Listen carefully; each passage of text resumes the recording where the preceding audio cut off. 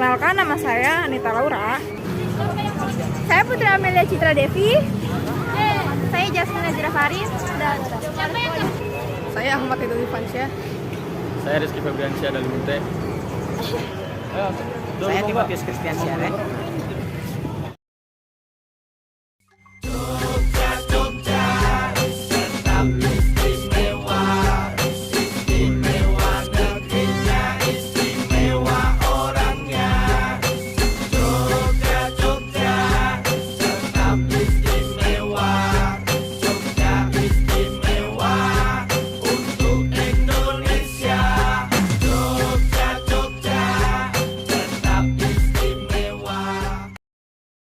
Halo semuanya, selamat sore.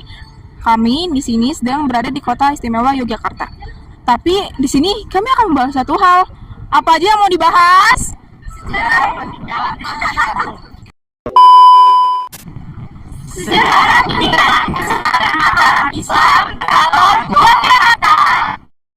Pada masa penjajahan Belanda, membuat kerajaan Mataram Islam tidak luput dari gangguan VOC. Campur tangan VOC pun menjadi salah satu faktor kerajaan Mataram Islam terbelah dua menjadi Kesultanan Yogyakarta dan Kasunanan Surakarta pada tahun 1755. Lantas, bagaimana proses berdirinya kerajaan Mataram Islam? Kerajaan Mataram Islam dimulai ketika penambahan Senopati atau Danang Sutawijaya turut membantu Sultan Hadiwijaya atau Jaka Tingkir mengalahkan Arya Penangsang. Danang Sutawijaya adalah putra Ki Ageng Pemanahan, salah satu orang kepercayaan Sultan Hadiwijaya. Pada awal abad ke-16, Danang Sutawijaya dan Ki Ageng Pemanahan membantu Sultan Hadiwijaya menumpas pemberontakan Arya Penangsang di Kesultanan Demak. Sultan Hadiwijaya sebagai menantu Sultan Trenggono dari Kesultanan Demak memilih mendirikan kerajaan Pajang dengan pusat pemerintahan berada di sekitar Surakarta saat ini. Nah, berikut adalah foto Danang Sutawijaya atau lebih dikenal dengan Panembahan Senopati. Ia merupakan putra Ki Gede Pemanahan atau lebih dikenal sebagai Kiai Gede Mataram. Danang Sutawijaya atau Panembahan Senopati inilah yang menjadi cikal bakal berdirinya kerajaan Mataram Islam, sekaligus menjadi raja pertama bagi kerajaan yang didirikannya. Kerajaan Mataram Islam didirikan oleh Panembahan Senopati atau Danang Sutawijaya pada akhir abad ke-16. Pusat pemerintahan kerajaan ini berada di sekitar Yogyakarta dan serta pulau dipindahkan di Surakarta. Lambat laun, kerajaan Mataram Islam menjadi semakin besar dan mencapai puncak kejayaannya di era kepemimpinan Sultan Agung. Kejayaan Kesultanan Mataram terjadi pada saat Raden Mas Rangsang atau biasa dikenal dengan Sultan Agung memimpin kerajaan Islam Mataram pada tahun 1613 sampai 1645. Pada masa kejayaannya, Sultan Agung Hanyokrokusumo berhasil melakukan ekspansi ke sebagian Pulau Jawa dengan cara menundukkan raja-raja lainnya. Cakupan wilayah kekuasaannya meliputi Jawa Tengah, Jawa Timur, dan sebagian wilayah di Jawa Barat. Sultan Agung Hanyokrokusumo juga melakukan perlawanan kepada VOC dengan membayong beberapa kerajaan untuk disatukan, meliputi Kesultanan Banten dan Kesultanan Cirebon. Pada era Sultan Agung, beliau membangun sektor pertanian dengan memberikan tanah kepada petani dan membentuk forum komunikasi sebagai tempat pembinaan. Adapun dalam urusan fiskal, Sultan Agung mengatur regulasi pajak yang tidak memberikan beban kepada rakyat. Kemudian pada bidang moneter, Sultan Agung membentuk lembaga keuangan untuk mengelola dana kerajaan. Di bidang keagamaan dan hukum Islam, Sultan Agung juga menerapkan aturan yang sesuai dengan aturan Islam. Keruntuhan Mataram Islam mulai terlihat sesaat setelah Sultan Agung wafat. Tahta kesultanan diserahkan pada putranya, Susuhunan Amangkurat I. Di bawah kepemimpinan Amangkurat I, ia memindahkan lokasi keraton ke Pleret. Sejak saat itu, gelar sultan diganti menjadi Sunan. Berbeda dengan ayahnya, Amangkurat I justru bukan sosok anti VOC, ia justru berteman dengan VOC. Berikut adalah foto atau lukisan yang menggambarkan Amangkurat II yang merupakan keturunan Amangkurat I menusuk Raden Trunajaya, seorang bangsawan dari Madura yang memimpin pemberontakan untuk menggulingkan kekuasaan Amangkurat II. Amangkurat II menusuk Raden Trunajaya dengan keris setelah berakhirnya pemberontakan Trunojoyo pada tahun 1680 Masehi. Terlihat di situ bahwa ada bendera Belanda yang berkibar yang menandakan hubungan kerjasama antara Amangkurat II dari pihak Kerajaan Mataram Islam dan VOC dari pihak Belanda.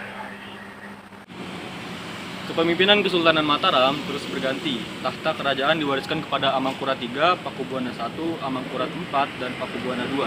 Hingga lahirnya Perjanjian Giyanti yang merupakan bukti sekaligus saksi bisu terpecahnya Kerajaan Mataram menjadi dua bagian seperti yang telah dijelaskan, yaitu Kesultanan Surakarta dan Kesultanan Yogyakarta. Secara garis besar, isi Perjanjian Giyanti adalah membagi Mataram menjadi dua bagian, yakni Kesultanan Surakarta di bawah kepemimpinan Pakubuwana III dan Kesultanan Yogyakarta di bawah kepemimpinan Pangeran Mangkubumi yang kemudian bergelar Hamengkubuwono I. Berikut adalah potret Sri Sultan Hamengkubuwono I, memiliki nama asli Raden Masujana yang setelah dewasa bergelar Pangeran Mangkubumi. Ia merupakan putra Amangkurat IV, susunan Kerajaan Mataram Islam yang ke-8. Sri Sultan Hamengkubuwono I juga merupakan pendiri Keraton Yogyakarta. Keraton Ngayogyakarta Hadiningrat atau Keraton Yogyakarta mulai didirikan oleh Sri Sultan Hamengkubuwono I beberapa bulan pasca Perjanjian Giyanti pada tahun 1755. Lokasi keraton ini konon adalah bekas sebuah pesanggrahan yang bernama Garjijatawati. Pesanggrahan ini digunakan untuk istirahat iring-iringan jenazah raja-raja Mataram, Kartasura, dan Surakarta yang akan dimakamkan di Imogiri. Versi lain menyebutkan lokasi keraton merupakan sebuah mata air umbul Pacetokan yang ada di tengah hutan beringan sebelum menempati Keraton Jogja. Sultan Hamengkubuwono I berdiam diri di Pesanggrahan Amar Katawan yang sekarang termasuk wilayah Kecamatan Gamping, Kabupaten Sleman. Keraton sebagai kompleks budaya dan tempat tinggal Sri Sultan Hamengkubuwono dan keluarganya tidak semua terbuka untuk umum. Bentuk bangunan terpengaruh dari model dari Eropa, Portugis, Belanda, dan Cina. Arsitektur keraton dirancang sendiri oleh Sri Sultan Hamengkubuwono I sekaligus pendiri Kesultanan Yogyakarta Hadiningrat. Bangunan pokok dan desain dasar tata ruang dari keraton dan desain dasar lanskap Kota Tua Yogyakarta diselesaikan antara tahun 1755 sampai 1056 Masehi. Keberadaan Malioboro tidak dapat dilepaskan dari berdirinya Kesultanan Yogyakarta Hadiningrat sebagai unsur integral dalam tata ruang ibu kota kerajaan. Di Jalan Malioboro terdapat Kepatihan sebagai pusat pemerintahan sehari-hari dan Pasar Gede sebagai pusat perekonomian warga. Keduanya merupakan bagian dari kesatuan tata ruang yang disebut Catur Gatra Tunggal atau Catur Sagotra.